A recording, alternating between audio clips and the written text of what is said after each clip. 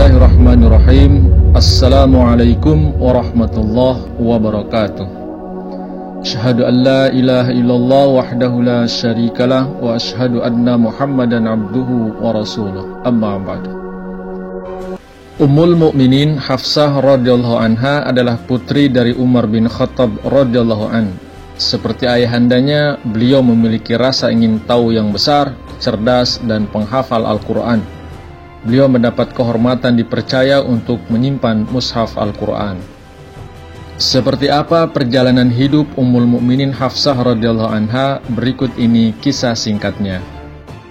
Ayahanda Hafsah, Umar bin Khattab radhiyallahu an, sebagaimana kita ketahui, beliau adalah salah satu sahabat dekat Rasulullah sallallahu alaihi wasallam yang kemudian menjadi khalifah kedua setelah Abu Bakar radhiyallahu an. Sementara itu, ibunda beliau adalah Zainab binti Madhun bin Hubaib bin Wahab bin Huzafah, saudara perempuan Utsman bin Maz'un, pemimpin kaum muslimin yang hijrah pertama kali ke Habsyah. Sayyidah Hafsah dilahirkan beberapa hari setelah putri bungsu Rasulullah, Sayyidah Fatimah Az-Zahra radhiyallahu anha lahir.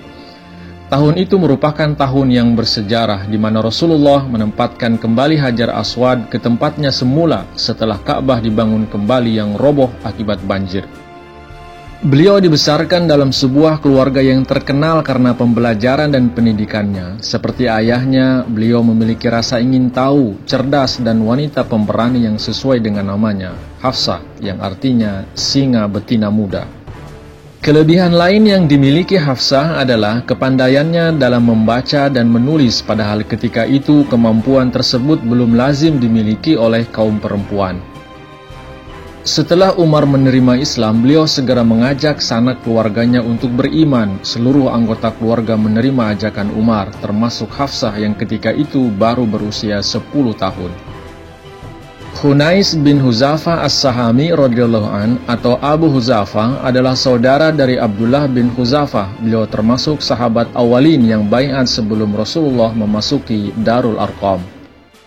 Beliau ikut bersama rombongan kedua yang hijrah ke Habsyah atau Abyssinia. Kemudian ketika mendengar kabar Umar radhiyallahu an masuk Islam, para muhajirin yang berada di Habsyah pun kembali ke Mekah. Di antara mereka yang kembali itu adalah Hunais. Setibanya di Mekah, beliau mengunjungi Umar bin Khattab dan di sana beliau melihat Hafsah. Beliau pun kemudian melamarnya. Akhirnya Hunais dan Hafsah menikah. Mereka membina rumah tangga yang harmonis diliputi oleh keimanan dan ketakwaan. Kemudian saat perintah hijrah ke Madinah turun, Hunais dan Hafsah pun segera berangkat. Semasa di Madinah, Hunais bin Huzafah dengan penuh semangat bersama kaum muslimin lainnya kemudian ikut serta dalam perang Badar. Dalam peperangan tersebut, umat Islam yang jumlahnya sedikit itu berhasil mengalahkan musuh. Akan tetapi, dalam pertempuran tersebut terdapat sahabat yang mengalami luka-luka. Salah satunya adalah Hunais bin Huzafah radhiyallahu anhu. Hadrat Hafsah dengan setia merawat suaminya yang sakit, namun sakitnya bertambah parah sehingga akhirnya beliau wafat. Ketika itu usia Hafsah diperkirakan antara 18 hingga 20 tahun, namun beliau tetap sabar atas cobaan yang menimpanya. Rasulullah sallallahu alaihi wasallam mengimami salat jenazah Hadrat Hunais bin Huzafah radhiyallahu anhu dan memakamkan beliau di Jannatul Baqi di sebelah makam Hadrat Utsman bin Maz'un radhiyallahu anhu. Melihat putrinya yang masih berusia muda menjanda, Umar radhiyallahu anhu menjadi sangat sedih sehingga dalam hatinya terbetik niat untuk menikahkan Hafsah dengan seorang yang saleh agar hatinya kembali tenang. Karenanya Umar kemudian menemui Utsman bin Affan radhiyallahu an. Beliau mengatakan, "Saat ini putri saya menjanda. Jika Anda berkenan, silakan nikahi dia."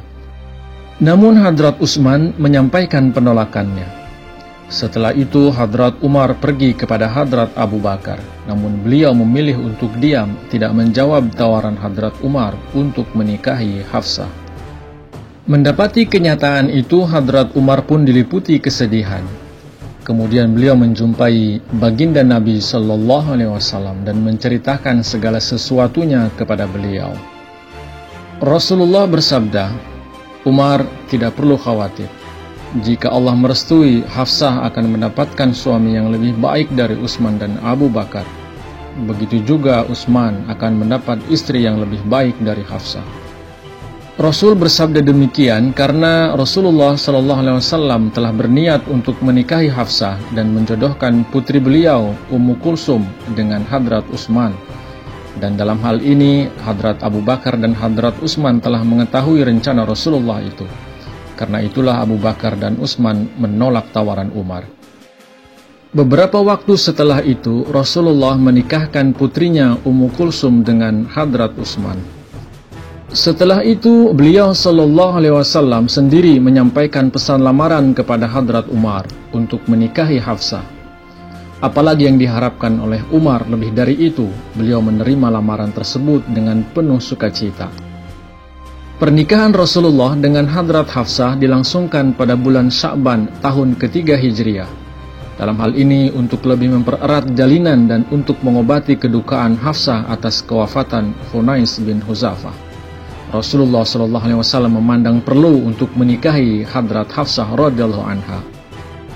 Keistimewaan Sayyidah Hafsah radhiyallahu anha adalah beliau putri Hadrat Umar yang dianggap sahabat paling utama setelah Hadrat Abu Bakar di kalangan para sahabat, dan beliau juga merupakan orang-orang yang dekat dengan Rasul. Beliau rajin menjalankan puasa dan sholat tahajud. Malaikat Jibril membuktikan sifat-sifatnya di hadapan suaminya. Dia sering berpuasa dan sering berdoa di malam hari. Dia akan menjadi istrimu di surga. Berbeda dengan kaum wanita umumnya pada masa itu, Hafsah mampu membaca dan menulis sejak usia dini. Kemudian karena ketekunan dan kecerdasannya, beliau berhasil menghafal Al-Quran. Pengetahuannya tentang masalah agama sangat kuat. Setidaknya 60 hadis telah dikutip olehnya. Sebagian besarnya terkait dengan haji, sholat, puasa, dan nikah. Seperti ayahnya, karena haus akan ilmu pengetahuan, beliau banyak mengajukan pertanyaan kepada Rasulullah SAW. Beliau sama sekali tidak bermaksud mempertanyakan otoritas Nabi sebagai bentuk pembangkangan, melainkan perasaan pengamatannya yang tajam yang sering memaksanya untuk bertanya dan memahami seluk-beluk perintah Al-Quran lebih dalam. Selama masa hidupnya, Nabi biasa mempercayakan catatan-catatan Al-Quran kepada Ummul Mukminin Hafsah radhiyallahu anha. Hal itu merupakan satu keistimewaan dan kehormatan bagi beliau. Pasti Rasulullah memiliki pertimbangan khusus mempercayakannya kepada beliau. Kemudian pada masa Khalifah Abu Bakar, sejumlah besar sahabat yang telah menghafal Al-Quran syahid dalam pertempuran Yamamah. Khalifah Abu Bakar ketika itu memerintahkan Zaid bin Thabit untuk menyusun Al-Quran menjadi satu bentuk buku atau mushaf. Hafsah radhiyallahu anha juga berperan besar dalam penyusunan mushaf itu. Kemudian Abu Bakar mempercayakan kepada Sayyidah Hafsah untuk menyimpan mushaf Al-Quran itu hingga beliau wafat.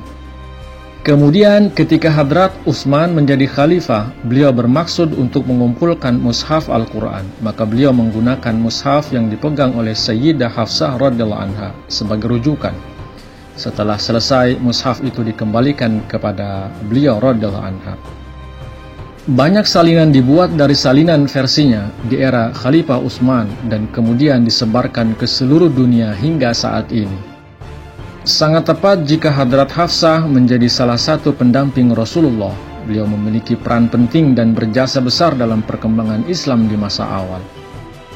Ummul Mukminin Hafsah radhiyallahu anha wafat pada bulan Sya'ban tahun 45 Hijriah. Doa pemakamannya dipimpin oleh Gubernur Madinah saat itu, Marwan bin Al-Hakam. Banyak sahabat Nabi yang mengambil bagian dalam pemakamannya, termasuk Hadrat Abu Hurairah radhiyallahu anhu. Beliau kemudian dimakamkan di Jannatul Baqi bersama Ummahatul Mukminin, para ibu kaum beriman lainnya. Jazakumullah, wassalamualaikum warahmatullahi wabarakatuh.